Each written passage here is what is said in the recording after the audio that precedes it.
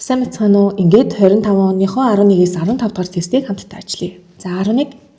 Зурагт амьд эсэд энерги нөөцлөхөж чухал үүрэгтэй нэгэн молекулын бүтцийг өгчээ. Энэхүү молекул гидролизийн урвалаар бүтэн задрахад үүсэх бүтээгдэхүүн бодисыг сонгороо гэж байна. За эхлээд молекулаа харах юм бол урт гинжүүд байна, тийм үү? Тэгэхээр энэ гинжийг хараа шууд бүгдээрээ энэ бол тосны хүчил байна гэдгийг таних ёстой болж байгаа. За ямар ч үйл хэлсэн хойтлын энэ гурав бол гуруула тосны хүчил. За уртлын хэсгийг авах юм бол 3 ширхэг С-тэй глицерол 3 атом спирт буюу глицерол манд байгаа маань харагдаж байна. Тэгэхээр өгдлийг харах юм бол энэ глицерол гэсэн байна. Энэ хэсэг маань ерөнхийдөө бол энийг харуулж байна гэсэн үг. За дараагийн хэсэг нь болохоор зэрэг яах нь тосны хүчлүүд маань харагдаж байна. За хүснэгтээсээ харах юм бол ямар төрлийн тосны хүчил вэ гэдг нь хоёр ангилагдсан байна те. Хансан болон ханаагүй тосны хүчил. За хансан тосны хүчил гэдэг нь яг аль нь вэ гэхээр ямар нэгэн хоёрчийн холбоо агуулаагүй бол тэр нь хансан тосны хүчил. Тэгэхээр дээдлийн энэ гинж маань хансан гэсэн үг. За доотлын хоёр гинжний хувьд энд хоёрчийн холбоо орж ирж байна. Энэ хэсэгт. За мөн дээрэс нь энд хоёрчийн холбоонууд орж ирж байна тий. Тэгэхээр энэ тохиолдолд ханаагүй тосны хүчил 2 ширхэг байна гэсэн үг. Ханаагүй тосны хүчил 2 ширхэг байна.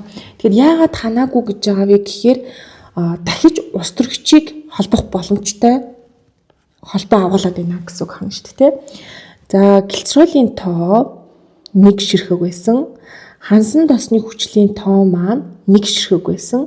Ханаагүй тосны хүчлийн тоо маань 2 ширхэг байсан. Тэгэхээр зөв хариулт маань A өгөгдөл болж таарлаа. За энд глицерол болон тосны хүчил маань нийлээд өөх тосыг үүсгэж байгаа процессыг бол харуулж өгсөн байна. Эндээс бидний онцлох зүйл нь одоо 3 молекул ус энэ процессын дүнд ялгардаг. Этилийн холбоо орж ирдэг. Өөрөөр хэлбэл глицерол болон тосны хүчил маань өөр хоорондоо этилийн холбоогоор холбогдно гэсэн үг хань шүү дээ. За 12. Дөрвөн төрлийн сахарын уусамлыг Бенедиктийн уусмал ашиглан шалгаж үзв. Туршилтын төгсгөлд илэрсэн өнгүүдийг хүснэгтэнд чигсав гинэ. За Бенедикт гэд орж ирсэн байна. Бенедикт гэдэг үгийг харангуйтаа бүгдээрээ энэ маань ангижруулагч сахарыг илрүүлдэг юм уусмал байна гэдгийг шууд таньжина. За тэгээд энд өнгө орж ирсэн байна. Ангижруулагч сахар их байх тусмаа л тод улаан өнгөтэй болно. Ерөөсөө агуулаагүй бол цэнхэр өнгөтэй байна гэсэн үг. За тэгэхээр 3 дугаар дээч маань цэнхэр өнгөтэй байсан гэдгийг бүгдээрээ шууд харчихна. Одоо тэгвэл энэ 3 дугаар уусмлынхаа багнаас харангуут 1% ангижруулагч бус сахар, 1% ангижруулагч сахар. За энд ангижруулагч бус гэсэн учраас хичнээн 1%-ийг концентрац нь өндөр өгсөн ч гэсэндээ сахар нь ангижруулагч бус учраас цэнхэр өнгөтэй болно гэсэн үг. За 1% ангижруулагч сахар гээд дараагийн өгөгдөл дээр бол ийм өндөр агуулмжтай байхад цэнхэр өнгө бол явж үзүүлэхгүй 1.5 дээр ус үзүүлэхгүй. За 0.5% ангижруулагч бус сахар гэсэн учраас энэ дээр цэнхэр өнгө үзүүлж болно. За дараах нь 0.5% ангижруулагч сахар. За тодорхой хэмжээнд агуулж байгаа учраас E дээр бол цэнхэр өнгө үзүүлэхгүй. Тийм болохоор A эсвэл D өгөгдлийн аль нэг нь зөв болж таарч байна. За дөрөвдүгээр уусмлаа харахаар дөрөвдүгээр уусмал дээр 1.5% ангижруулагч сахар, 1% ангижруулагч сахар гэхэрс аль аль нь болох гэдэг тийм. За ялгааг нь авбал 2 дугаар уусмал дээр 1% ангижруулагч сахар энд 0.05-аар орж ирсэн байна. D дээр тэнгуутаа A дээр болохоор зэрэг 0.5 болон 0.1-ээр ангижруулагч сахар орж ирсэн байна. За 1-р уусмал маань шар өнгө үзүүлсэн. Тэгээд 2-р уусмал маань ногоон өнгө үзүүлсэн. Тэгэхээр өнгөний дарааллыг харах юм бол цэнхрийн дараа ногооны дараа шар байдаг. Тийм болохоор бүгдээрээ D дээрээ 1-р уусмал маань шар өнгөтэй байсан гэсэн учраас 0.1% ангижруулагч сахартай гэдгээ зөв сонголтоор авна гэсэн үг. За тэгвэл эцсийн хариулт D өгөгдөл болж таарлаа. За энд байна те. Ямар ч ангижруулагч сахар агуулаагүй бол цэнхэр өнгөтэй байдаг. За тэгээд тодорхой хэмжээний буюу ингээд 0.5-аас бага ангижруулагч сахар агуулж авах юм бол ерөөд бол ногоон өнгөтэй байдаг. Одоо нэгээс дээшээ болчих юм бол шар өнгөтэй болдог. Түүнээс дээшээ улбар шар болон улаан гэсэн өнгийг үзүүлдэг байна. Тэгэхээр бүгдээ энийг чийжлэнэ те. Цэнхэр, ногоон, шар, улбар шар, улаан гэдэг тогтоочих концентрацийг нь ерөөд бол багцаалдаж болох нь. За энд арай нөгөө нэг бодит зураг гэх юм уу оруулсан байгаа. За ингээд эцсийн хариулт 12-ийн D байлаа. За 13. Урамлын дараах хэсүүдээс бөөмгүй өгсөн хэсүүдийг сонгоорой гэсэн байна. За дагуул эс бол бөөмтэй. Яа тэгэхээр эн чинь шигшүүрт хоолоогоо тэтгэх ёстой. Тийм болохоор угаасаа бөөмтэй. Амьд. Тэгээ дээрээс нь бөөмтэй байгаа. За месофилус бөөмтэй. Паренхим эсүүд бөөмтэй. Тэнгууд шигшүүрт хоолой болон кислемийн 3-2 орж ирж байна. Шигшүүрт хоолой бөөм байхгүй. Яа тэгэхээр тэр хоолой дундуур зөөвөрлөлт явагдах учраас зөөвөрлөлт явуулах диаметрийг өргөсөхийн тулд зарим эргэтэнцрүүдийн шигшүүрт хоолой манд хаягсан байдаг. Тэгээ тэрний нэг жишээ нь бөөм байна шүү дээ. Тэгээ энэ дэр нэг юм сонирхолтой асуулт гарч ирдэг. Цусны улаан эс маань бас бөөм байхгүй гэж явдаг тий. Бөөмгүй. Тэгээ бөөм байхгүй учраас богино настай буюу 4 сарын хугацаанд амьдардаг. Гэтэл шигшүүрт хоолойны хувьд бас бөөмгүй шүү дээ. Шигшүүрт хоолой маань бас бөөмгүй. Тэгээ бөөмгүй хэрнээсээ ургамлын амьдралын турш байдаг. Амьдралын турш байдаг. Тэгээ нэг нь бөөмгүй болохоор 4 сар амьдарчдаг. Нөгөөт нь гэтэл бүтэн тэр ургамлын амьдралын турш байгаад байна шүү дээ, тий. Яагаад вэ гэхээр энэ шигшүүрт хоолойг давал эсүүд маань тэтгэждэг гэсэн. Юу хэрэгтэй тэр болгоноор нь дагуул эс тэтгэдэг. Тийм болохоор удаан хугацаанд байж чаддаг бахны. За кислемийн гуурсын хувьд бас бөөм байхгүй. Усыг ууршуулахын тулд тэр зөөвөрлөлтийг хийхин тулд лигнинжид хатуураад сүүл рүүгээ одоо хатуурна гэдэг нь дотоод бүтцүүд цитоплазмын хэсгүүдээ алдна гэсэн үг. За ингээд ирэхээрээ өнөө кислемийн гуурсууд маань өвчнө. Тэгэхээр биднэрт өвчсөн бөөмгүй эсүүдгээд тодотгочихсон байгаа учраас зөв хариулт маань И өгдөл байлаа. За энд жишээ оруулж өгсөн байна те. Шигшүүрт толоо маань ч гэсэндээ бөөмгүй. Гэхдээ энэ дээр амьд эсүүд гэдэг шүү гэдэг анхаарч үзэх хэрэгтэй байна. За 14. Флаймер бодис зөвөрлөхөд оролцдог зарим бүтцүүдийг зурагт харуулв гинэ. За Y-гэс дагуул эс зөвөрлөх чиглэл гэж байна. Өөрөөр хэлэх юм бол тухайн нийлэгдсэн бодис маань Y-гээсээ за тэнд Z эс рүү зөвөрлөгддөг гэсэн үг байна шүү дээ.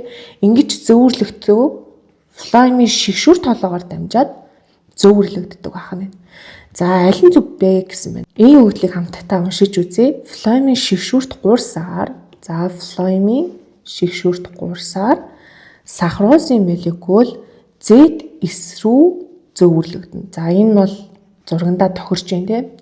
За бийг уншаад үзэхээр Z эсэд хүрсэн органик молекулууд сахароз хэлбэрээр тэндээ нөөцлөгдөнө. За нөөцлөгдөхдөө сахароз хэлбэрээр нөөцлөгддөггүй.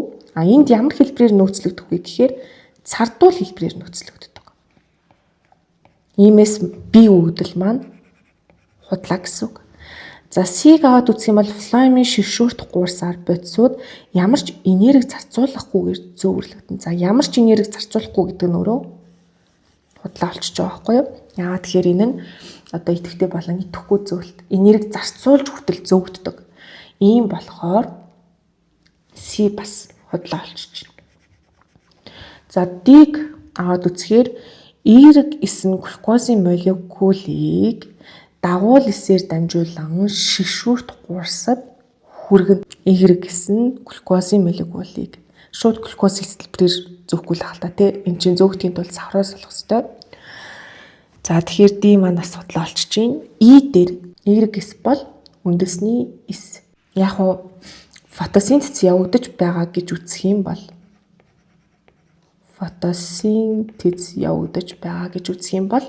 манай Y эс үндэсний эс гэхээсээ илүүтэй навчны одоо эс байх магадлал маш өндөр байхгүй. Ийм болохоор ийг худлаар авч байгаа. Харин Z-ийн хувьд үндэс болж таарах гэдэг тий. Магадгүй энэ зурган дээр нөхцөл өгөгдсөн байсан бол одоо тийм илэрлийн луван гэж төсөөлч юм уу. Хэрэг луван гэд өгөгдсөн байсан бол эерэг маань үндэс байж явах болохоор байсан. За одоо тэгвэл бүгдээрээ яагаад ингэ флоймор зөөгдөхөд энэ үгээс өгөгдөл худлаа болсон бэ гэдгийг нэг ярилцчихвол зүгээр ах. За навчин дотор буюу sources маань байгаа дээ тий. Одоо фотосинтез явуулж байгаа. Тэгээ тэр бүтээгч буюу шин бодисуудыг нийлэгжүүлсэн байгаа хэсүүд маань өнөө шин бодисоо буюу сахар хэлбэрээр флойм руу бол ингэж оруулж өгнө. За флойм руу ингээд бүх ийм source-уудаас сахарууд маань ирдэг учраас флойм дотор байгаа одоо тэр сахаруулын концентрац нь өндөр гэсэн үг. За сахаруулын концентрац өндөр болж байж хажуудаа байгаа энэ киселемээсээ усыг татах боломжтой болж байгаа гэсэн үг. Тэнгууд флойм маань сорсосоо илүү өндөр концентрацтай сахаруултай байгаа. За энд өндөр концентрацтай сахаруус байчаар нөгөө багаас илүү зөвөрлөлт явах гэдэг шүү дээ тий. Сорсонд баг, хайцангуй баг, тэнгууд флойм дээр ч өндөр концентрацтай байж ич усыг татна. Тэгэхээр сахаруулын концентрац өндөр байх ёстой. Багаас их рүү гэдэг зарчмаараа энерги зарцуулж идэвхтэй зөвөрлөлт явагдахаас өөр аргагүй болчихж байгаа байхгүй. За ингээд ерөнхийдөө бол ус орж ирэл. Энэ дээр нөгөө потенциалын зөрүү үүсэн тийм. За доосоо чиглэлтэй гингуудаа одоо синк хэсүүд рүү буюу хүлээн авах хэсүүд рүүгээ сахаруулс маань ерөнхийдөө зөвөрлөгдөж орно. За ингэж зөвөрлөгдөх явцдаа тухайн энэ синкэд одоо жишээлбэл үндэсний эсийн хүлээн авах байгаад байна шүү дээ тийм. Үндэсний эс маань орж ирсэн тэр сахарыг шууд ашиглана эсвэл цардуул болгоод нөөцлөждөг байхгүй юу? Цардуул хэлбэрээр нөөцлөд эхлэхээр синк эсдэх сахаруулс нь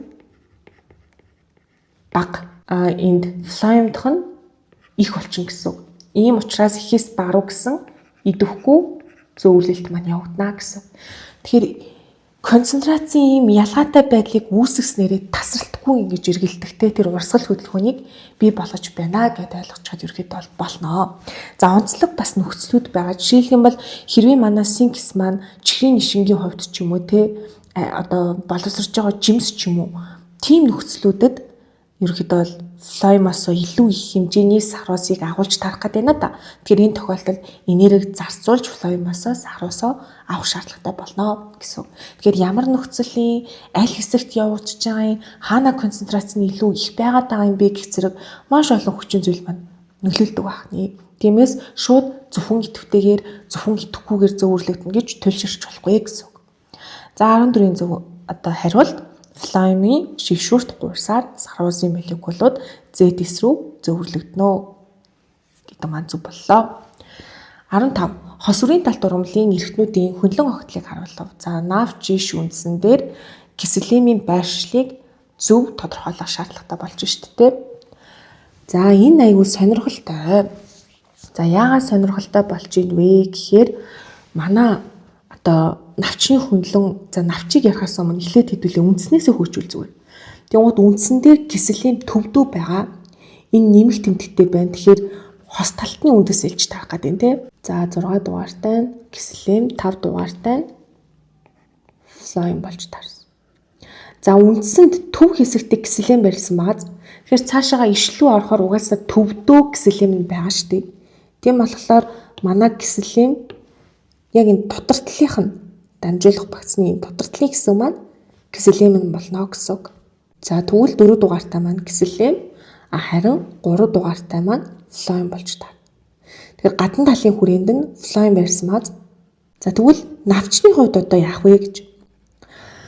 За иш явлаа. Энэ дээр багш гоё ногоон өнгө авчи. За энд иш явлаа те. Ишнээс хажуу тишээ навч нахиаллаа. Киселем маань дотор талын хүрээнд байгаа тий. Флойм маань болохоор гадна талын хүрээнд байгаа шүү дээ. Ингээд навчлал орж ирнэ. Тэгээ эндээс хөндлөө огтлоод харах юм бол юу гэсэн үг вэ гэхээр кисэлэм нь дээд талдаа гарна гэсэн үг. Ийм болохоор 1 дугаартай хэсэг маань манай кисэлэм болж харин 2 дугаартай хэсэг маань манай флоем болж өгнө гэсэн үг. Энэ бол манай флоем.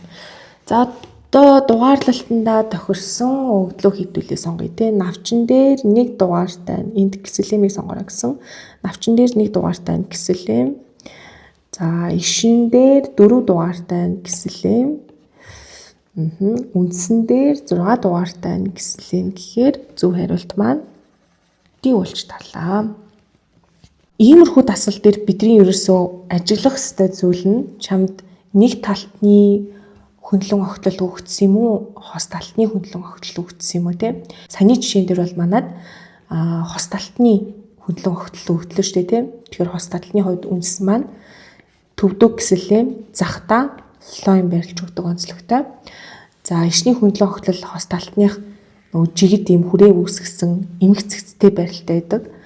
Дамжуулах багсны байшил те. Тэнгууд дотор талын хүрээ нь одоо энэ дээр харагдаж байна те. Дотор талын хүрээ нь кисэлэмээр орж ирээд гадна талын хүрээ нь флоемор орж ирж байгаа жишээ. Дээд талдаа кисэлэм орж ирээд доод талдаа флоем орж ирж байна тийм ээ. Тэгэхээр байрлалаа маш сайн харна. Хэрвээ бодит нөгөө микроскопын зургууд орж ирвэл кисэлэм флоемыг ялгахдаа нөгөө гуурсын диаметрээр нь ялгана гэдгийг аягүй сайн бодолцох нэ. За 15-ын зөв хариулт D байлаа. За энэ хүртэл суугтайгаа хамт байсанд баярлалаа. Илүү ихийг мэдхийг эсвэл өөр юуны талаар мэдвэр байна. Сэтгэлээ комент хэсэгт үлдээгээрэй. Баяр таа.